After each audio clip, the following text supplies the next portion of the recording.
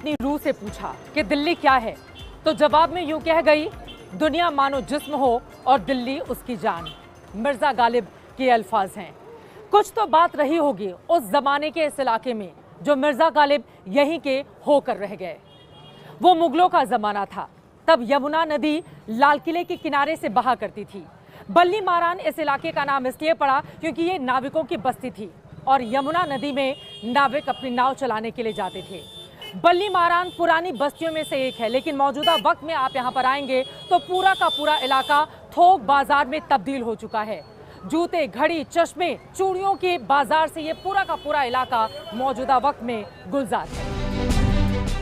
बल्ली मारान चश्मों, जूते, चूड़ियां, नेक पीस, शो पीस के लिए देश भर में मशहूर है।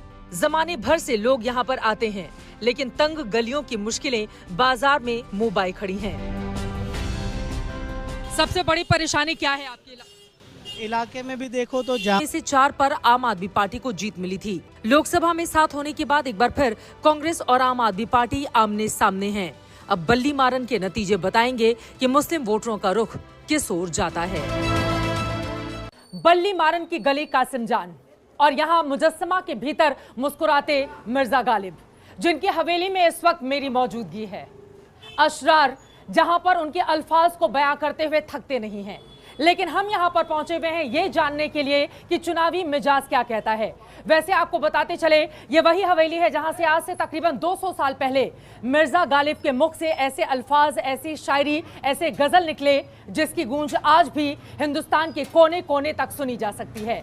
लेकिन आज बल्ली मारन की अलग अलग गलियों में जाकर चुनावी मिजाज को भापेंगे और जानेंगे कि यहाँ का अंदाज़े बयां मौजूदा वक्त में क्या कहता है।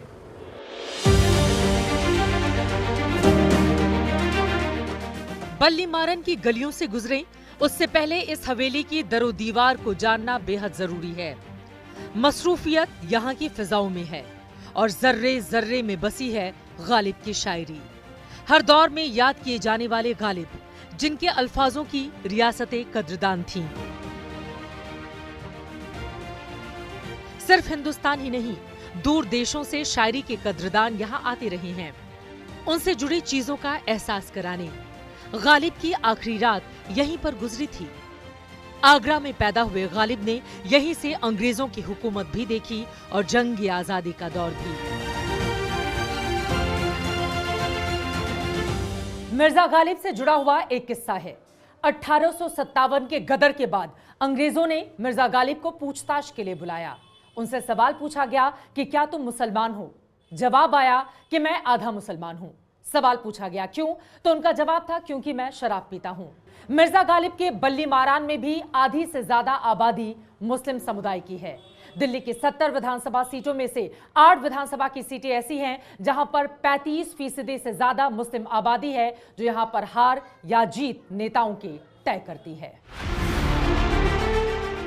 इस बार भी आम आदमी पार्टी ने फिर से इमरान हुसैन पर भरोसा जताया है और कांग्रेस से फिर से हारून यूसुफ मैदान में है।